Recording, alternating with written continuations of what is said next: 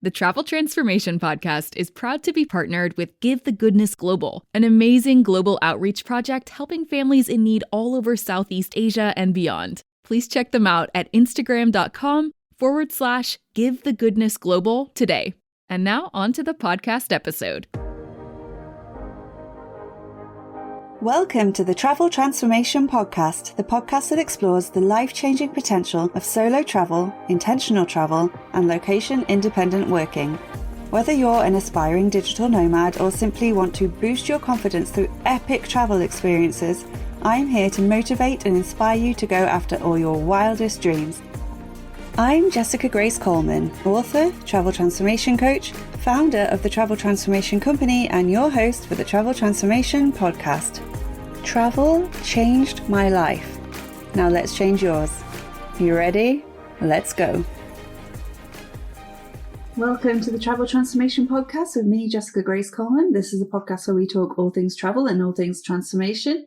This is part 2 of my Basque Country co-living roundup because it went on far too long and I had lots of notes, so I decided to put it into 2 episodes for you. So yeah, if you haven't listened to the first part, please go and listen to that first because this does not make much sense.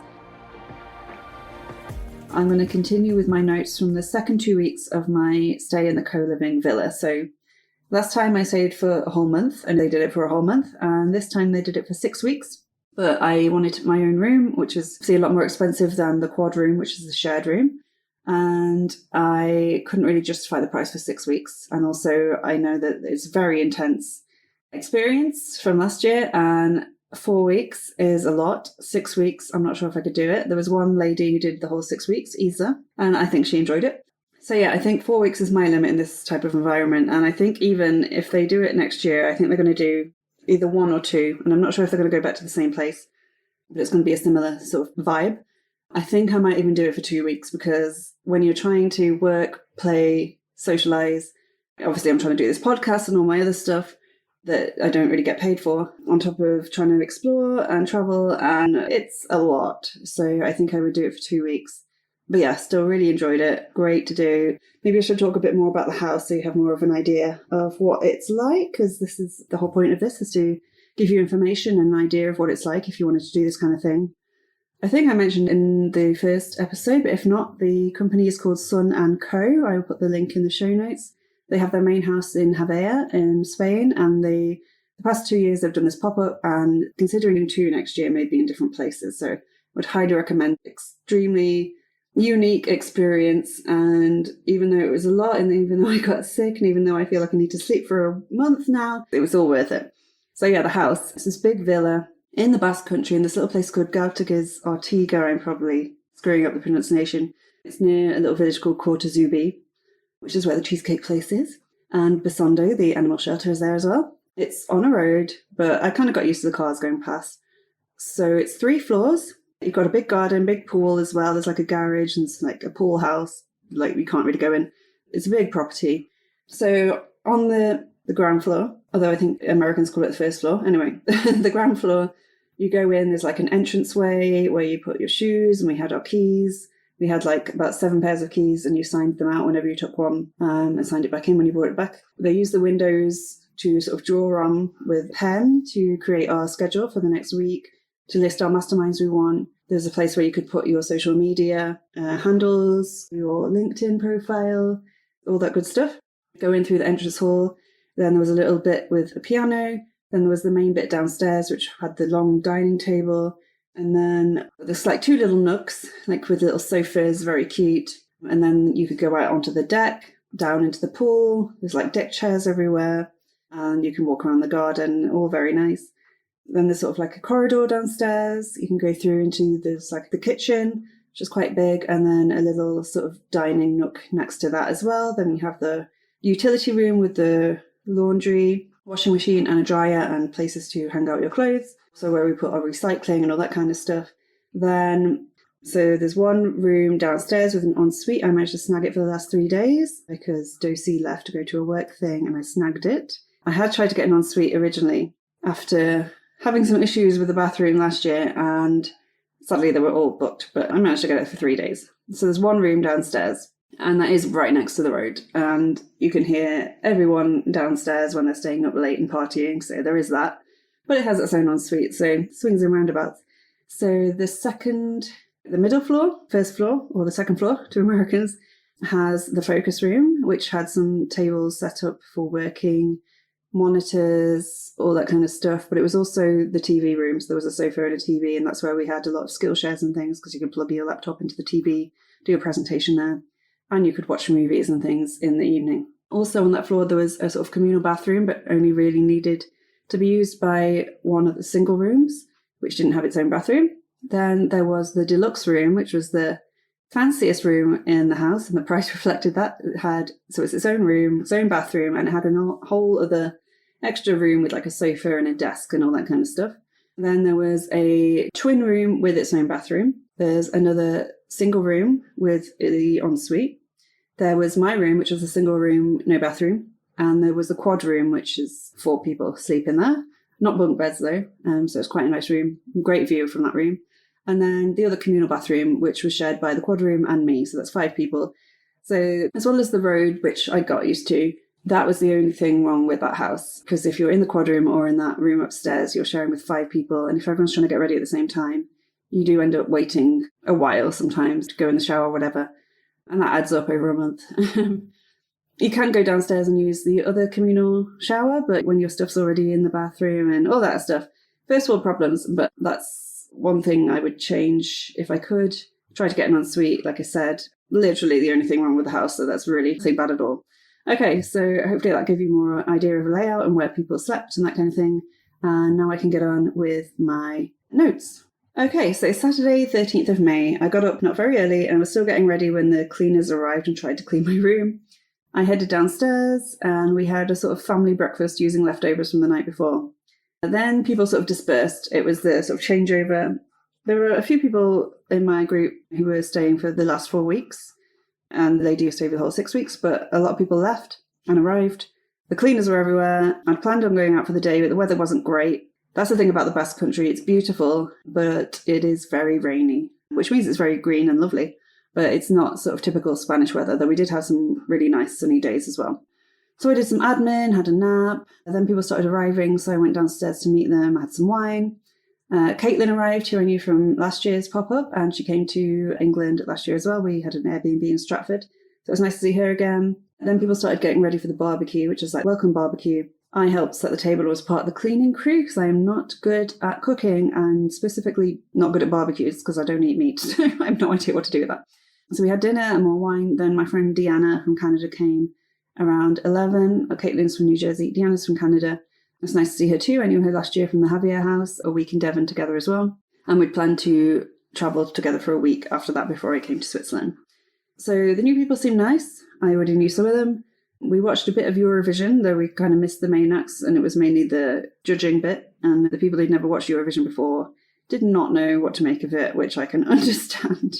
But it was funny seeing and hearing Graham Norton with a Spanish voiceover. I went to bed around 1. The next day we got up, I went for a hike/walk around the area. Though we had to wait for some people, so we didn't leave till about 1 p.m. I went to see Colin while I was waiting. It was raining off and on, but it was still a really nice walk. We saw lots of animals, dogs, sheep, cows, goats, chickens, lots of cool murals on the buildings, which is interesting. So it was really modern street art in a really sort of traditional little Basque country village. And we walked through the forest, up the steep bit to the caves, stopped for a drink and a pincho at the bar place that I'd been to before. It's really nice, which is next to the animal shelter. Then we went down to the farm and saw Colin before heading back to the house. A few of us sat out on the deck in deck chairs and talked for a while. Me, Sabi, Caitlin and Manu. We talked about nicknames. Caitlin told everyone my name was Jester, thanks to my friend Lauren from home, which she knew from last year.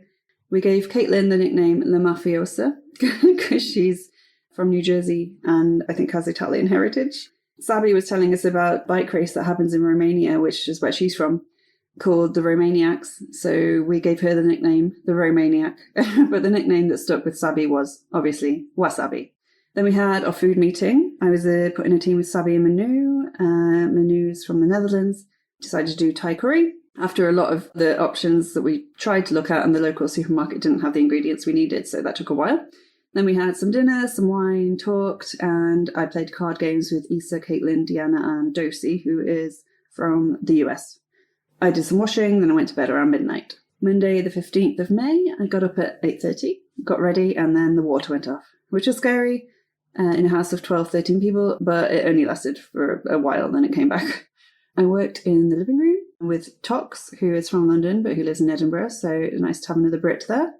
And Caitlin joined us, had a break to visit Colin, and then we had a family meeting, and I did a public service announcement about Colin, encouraging others to visit him, explaining the situation, which I won't go into. You can hear all about it in episode 53. Then I went upstairs, did a bit more work before dinner, got quite a bit done. Again, it was almost 10 p.m. by the time we had dinner, Spanish time. I had some wine, talked a bit, and then went to bed.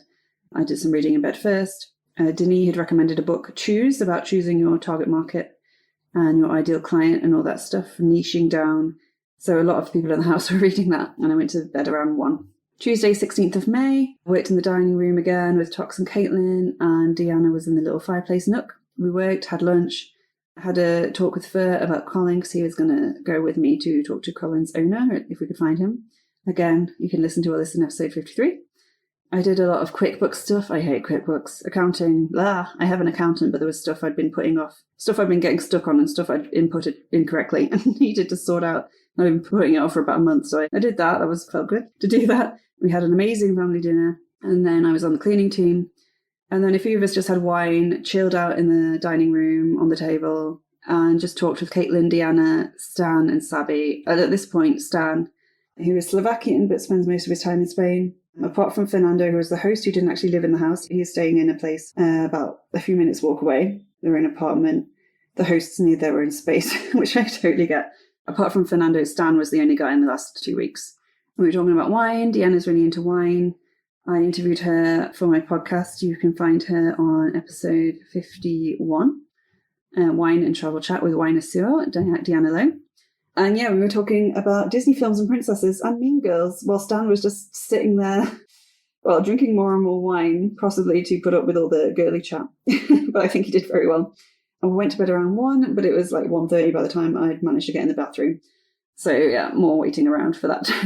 Wednesday, 17th of May, I got up feeling tired and slightly hungover. Nothing new. I got to work in the dining room. I went to see Colin with Dosi, introduce Dosi to Colin. And then I went with Fer to meet Colin's owner. And again, you can hear all about this in episode 53. He was a lovely man. He told us Colin was called perico, which is actually slang for cocaine in Spanish. And he's 5 years old, so a baby, really. Sadly, he did not go for our sheep and fence offer. Again, you can hear it all in episode 53. I came back, I did a Zoom interview for my podcast, did a load of podcast admin, and then we had a mastermind at 5:30 with Deanna outside. And then it was my cooking team's turn to dinner. And we had cashew curry, mastermind curry, homemade naan bread, and fruit crumble. I mainly did chopping, rolling dough, and setting the table. Every night at the dinner, we had some wine, and then I went to bed around 11. It had been a long, pretty stressful day with Colin, and doing interviews, and doing cooking, and yeah, I went to bed about 11. Thursday, 18th of May, I woke up at 5:30, and it took me ages to get back to sleep, then I didn't wake up until 9 and didn't get into the bathroom until 10:15, so very slow morning. Did some work downstairs, some washing, then came up, did some more work, and had a nap. There was a mastermind, but I skipped it because I still had so much work to do. And I worked in my room until dinner time. We had noodles in peanut sauce, really good. And I refrained from drinking today, something to celebrate. I just like to point out, I don't drink this much usually, but when you're in this situation, when you're having family dinners and it's sort of rude not to have a glass of wine with dinner, when you're in this situation, and wine is so cheap in Spain and the Basque Country. And yeah, it's just easy to keep drinking after dinner when people are just hanging out, chilling, talking, doing games. I don't usually drink this much. And like I say, I did drink a lot less in the last 2 weeks. We played some games, just fun, Blank and Contact, which are like word games with the whole group, with Fernando sort of leading. It was really fun. But then I went to bed, even though most people stayed up another half an hour or an hour playing more games. I just needed sleep. Friday, 19th of May, I got up semi-early so I could be first in the bathroom. So yeah, from this point onwards, I started getting up way earlier than I usually do so I can get in the bathroom first. And I knew that It was kind of annoying to some of the other people, but you snooze, you lose. And I had to get up and get to work, so I decided to get up way earlier than usual.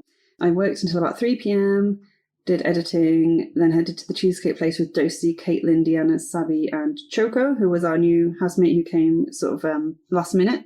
Came a couple of days after the second week switch around. We had cake and beer. And then we went to the farm where you can get milk, butter, several other things. We couldn't see anyone though, but we saw lots of dogs. One of them was sort of like rolling around the floor, really cute, but one of those like draw me like one of your French girls Titanic moments. Quite funny. And we saw lots of cows, including a really cute baby cow. Then we saw Colin before heading back. Since the start of the pandemic, many people have been reconsidering the ways in which they have fun. After a horribly isolating couple of years, we're now craving connection, community, and real deep conversation. We don't want to do the same old stuff every time we meet up with friends. We want something new, something different, something more. Enter the Flip the Script Party Packs. These digital party packs will help you flip the script on your usual parties and flip the script on your lives. Yes, this is self-development, but not as you know it. When you buy a Flip the Script party pack, you'll get taken to a super secret page on our online portal where you'll be guided through your very own Flip the Script party with videos, fun worksheets, and printables to help you throw the best Flip the Script party ever. There's a party pack for everyone and every situation. Mindset makeover, business bestie, life goals and legacy, birthday boost, hen-do hootenanny, and team building takeover, all designed to help you have a great time in a fun, collaborative setting. They're also perfect for when you're meeting people on the road and you want to get to know your new travel buddies. Small talk's dead. It's time to get deep with a Flip the Script party. Just head to traveltransformationcoach.com/party to purchase, or get all 6 party packs free when you sign up to the Flip the Script Academy at traveltransformationcoach.com/academy.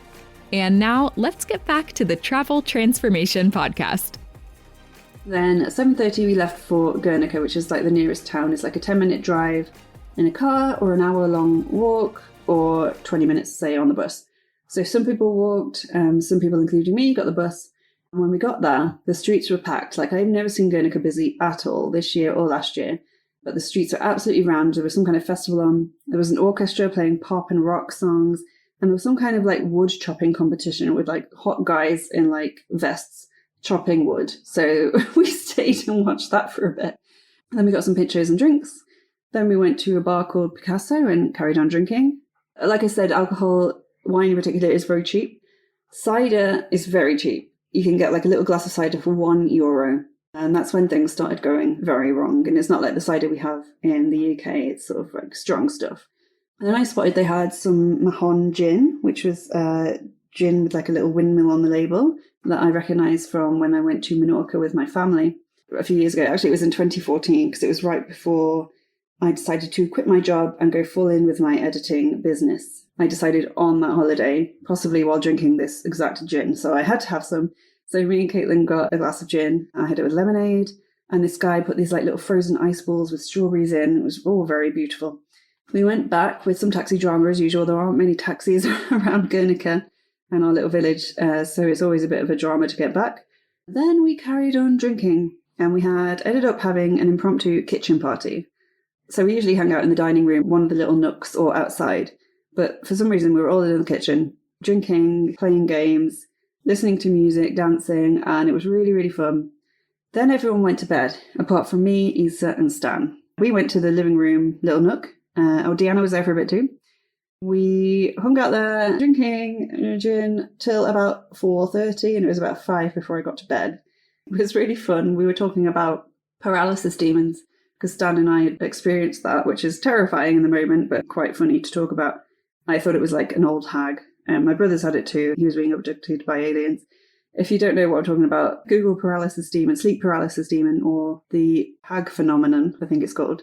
It's just this thing that happens sometimes, usually to younger people, like teenagers, when you're on the brink of sleep or the brink of waking up, I can't remember, and you feel like you can't move and you hallucinate that some kind of entity is like lying on you. It's horrible. But we were talking about that. I was really drunk. I tend to talk about weird things when I'm drunk. And yeah, I went to bed. And then my note for Saturday, 20th May is so hungover, in bed all day. The others went to a fiesta, like a fish fiesta, which was really famous. A lot of the guys went to it last year as well. Apart from me, Dosie and Tox, we stayed in the house. I slept, I got up to eat, I watched a bit of Netflix. I basically slept all day. Like, I was done. It was the hangover, definitely. It was definitely the gin Stan gave me. Also, all the ciders and gins and beers and wines that had been consumed before. Not good. Not responsible drinking at all. That was the only time I was that hungover, though. And yeah, that prompted several days of absolutely no booze. So it was a good thing in the end. But yeah, I think I was hungover, but I was also still a bit ill and still a bit worn out, socially burnt out, work burnt out. I need a day where I just stayed in bed. So Sunday the next day, sorted some stuff out in my room. I got on with some admin and travel stuff and reading. I booked my flight home that I needed to book. Sort of life admin, travel admin. I had a pretty lazy day. I went for a walk with Deanna around 5. We went to see Colin. Went to the farm to see the dog there. Then we walked to the cheesecake place. It was sober Sunday, so we just had a lemonade before walking back along the boardwalk. Then we had our social events and food meeting, and I was in a group with Caitlin and Issa. We had some dinner. Caitlin made pasta it started out with making pasta for a few people, and then everyone else was like, can I have some? Ended up most of the house. We sat around and talked for a bit, and then I went to bed early. Again, really needed it. Okay, so Monday, 22nd of May. I got up early, did some washing, did some breakfast, worked from the dining room for most of the day before heading up to my room to work there for a bit. There was a Skillshare on non-violent communication, but I had a lot of work to do, so I missed it. Then Deanna and I recorded a podcast episode in the chapel. It's from Wine Podcast, but we talked a lot about wine, and she has her own podcast, the Wine Sewer podcast, so I think she's going to repurpose it on hers. In the chapel, while drinking her Dolce & Gabbana Sicilian Rosé, which is in a very nice fancy bottle. So that was really nice, and we talked for a bit in the chapel before going back down to dinner, and you can listen to that episode 51, Wine and Travel Chat with Wine-Assure Deanna Lowe. So for dinner, Liz and her team had done their own version of sweet green salad bar, which they have in the US, and it was amazing. Like, seriously good, so tasty, and it was nice to have like really sort of healthy, fresh things. We tend to have a lot of carbs in these dinners, so it was a really nice change. I hung around for a bit after dinner talking, went to bed around 11:30. And I'm glad I did, because after that, a load of people hit the gin and hit the pool for a night swim. Way too cold for me, and I was already in my cozy little bed. So yeah, I'm glad I went to bed when I did. So Tuesday, 23rd, got up early so I could go in the bathroom first. Worked until 1, then had a Zoom meeting with Jermaine about Colin and Co, about how we can help Bazondo, the animal shelter. Came up with some ideas. Then I went to the cheesecake place with Caitlin and Dosie. It was Dosie's last day, leaving early. And Issa, Liz, King and Stan were already there. We shared a slice of cheesecake, the last slice, had some coffees, went to say hi to Colin. Then I went to my room to do some more work and record a couple of podcast episodes until it was time for Sabby's mastermind in the focus room. She was considering having a career change or a career break, like a sabbatical. And I got involved quite a bit. I found I had a lot to say, which doesn't happen very often for me in masterminds. I tend to just sit and listen and take everything in, because there's always a lot to learn. But I know what it's like to be really unhappy in your job. Whenever I had jobs before, office jobs, retail jobs, I was just so unhappy, which is why I inevitably left and started working for myself. So I had a lot to say. I worked in my room before dinner, and then we had pub trivia night, which was organised by Caitlin. Dinner was pasta and an amazing gooey chocolate cake for a dessert made by Choco. Seriously good. Then we got into teams for trivia. I was with Stan and Issa, and we called ourselves Team Paralysis Demon after our drunken early morning conversation at the weekend. It was a lot of fun, even if we did come joint last. Like, we laughed a lot. Really great idea to have trivia night, like pub trivia night. Then we then hung out a bit more. Deanna was trying to learn Spanish phrases. And while we were talking, I took the time to post some stories on Instagram. It's always quite hard to keep up with social media if you do that kind of stuff, because you just want to be in the moment. But I did try and post pictures every so often. And then I messaged the Introvert Club to see if they wanted to meet up somewhere this or next year, which they did. It'd be really cool. Then said bye to Dosie, who was leaving early the next morning, and went to bed. Wednesday, 24th, I got up at 7, even though I really hadn't slept. I was knackered. I knew Dosie would have left by then, and so I went and moved all my stuff into the room downstairs, the ensuite. I'd asked for if I could upgrade for the last few days, and he said yes. So I moved there, and Deanna moved into my room from the quad room, leaving 3 people in the quad room. So it all worked out quite well. I sorted all my stuff out. Then I worked in the dining room. Then I went to work in my new room. I had a much needed nap, did some more podcast work and other stuff. And then it was time for me and my cooking team to do dinner. And we did sort of salmon and mushroom patties with the veggies, couscous salad, roast potatoes and broccoli. And Sabi had made a cheesecake for dessert for everyone who had their birthdays in May, which was Liz, Sabi and Manu. We all sang happy birthday. It was all very nice. I sat around talking for a bit, but I was knackered, so I watched a bit of Netflix and went to sleep. Thursday 25th, I wanted to lie in, but I woke up early. Then I got up and got ready in my own bathroom, which was a game changer. Got breakfast, did some work in my room. It had a desk because Dosie had stolen one from the hallway, so that was amazing. Then went and worked outside for a bit. The filming guy was here, so filming for promotional material for the pop-up and for the house in general. So he was filming people working. They wanted to promote it as a wellness thing, so they did like a yoga session and walking and all that stuff, having dinner. So he was hanging around. I knew him from last year, so that was quite nice to see him. It's one of those things where you know someone's filming, you're just working on my laptop and you just sort of like act natural and you look like the most unnatural person in the world. So who knows if he'll use any of that footage of me, because I'm just sitting there trying to act natural and doing anything but. Then we had a Skillshare with Manu teaching us about regeneration and sustainability. She took us on a 10-minute guided meditation, going from the start of the Big Bang all the way up to present day and seeing how the world has changed and how tiny our bit in the universe actually is. Very thought-provoking. Then Caitlin and I needed to go to the ATM, which is like a 10-minute walk from the place, and there's a bar nearby, so we had a quick drink before dinner. Dinner was amazing. So Fer was also being filmed in the kitchen cooking, and he has his own sort of little business on the side doing a cooking demonstration pop-up thing every month, like a vegan feast. And so he was also being filmed so he could use that footage for his business.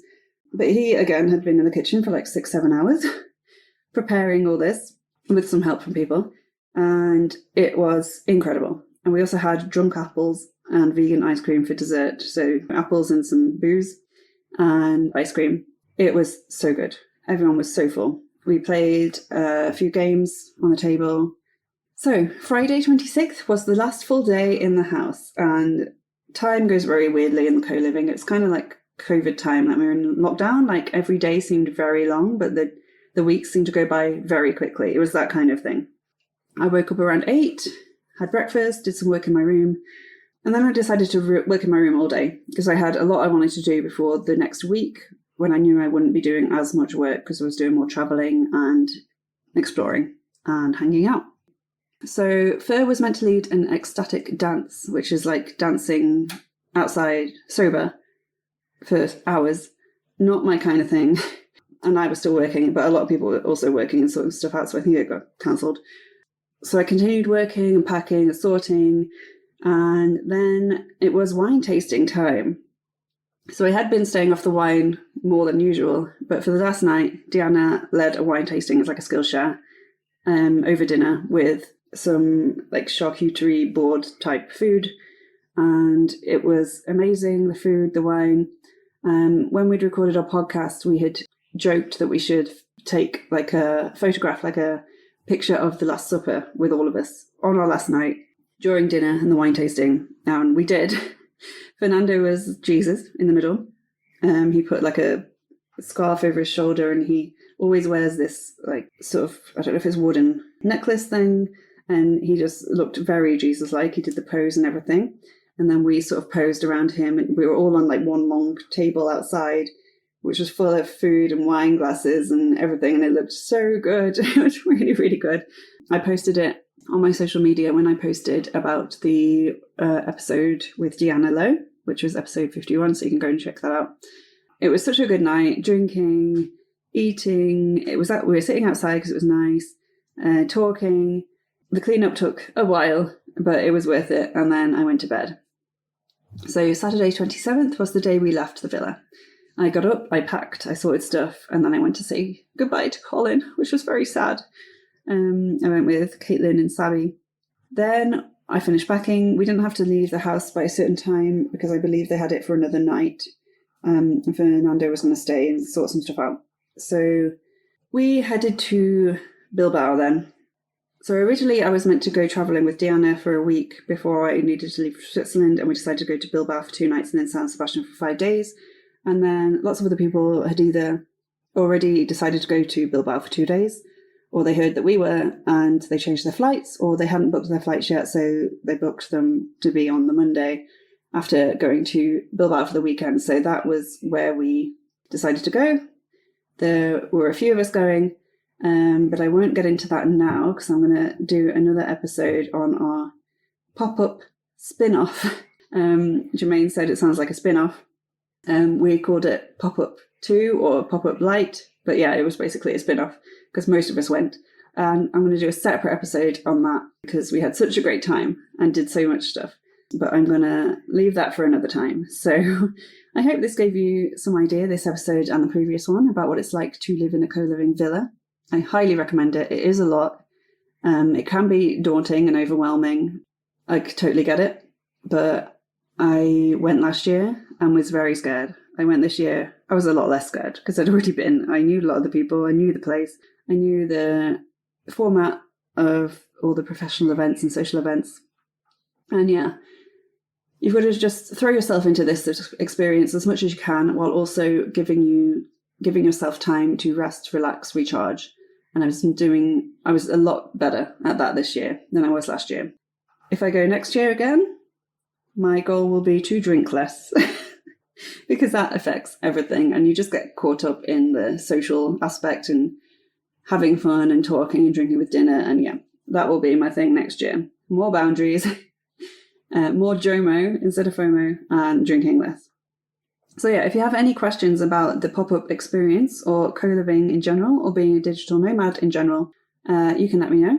I'm on Instagram at Travel Transformation Coach, or you can email me at info@traveltransformationcoach.com. And yeah, I hope this gave you some insight into what it's like to be in a co-living villa for a month. And like I said, a lot of co-living places aren't like this.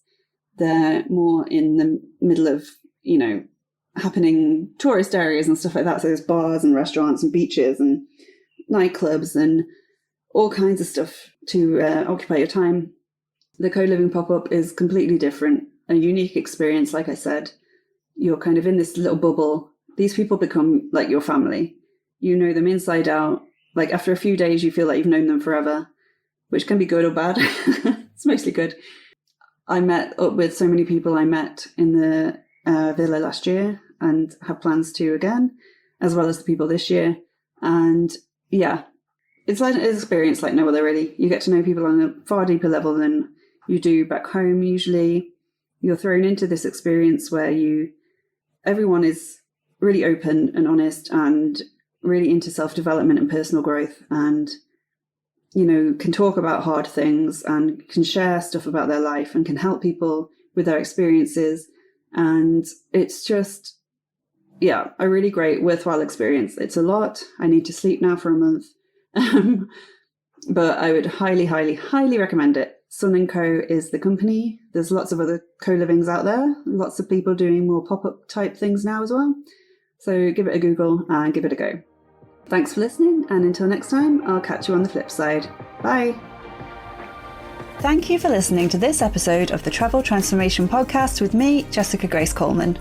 If you enjoyed this episode, please rate and review and spread the word if you have friends or family who also want to transform through travel. For a chance of winning one of my books in ebook form, please review this podcast on Apple Podcasts and send a screenshot or just your name to info@traveltransformationcoach.com or at traveltransformationcoach on Instagram. I'll be picking a new winner each month, and you can choose between any of my non-fiction titles, including Write Your Life, Write Your Year, and Intentional Travel Transformation. You can find out more about me at traveltransformationcoach.com, where you can also get your free travel transformation guide. And until next time, I'll catch you on the flip side. Bye.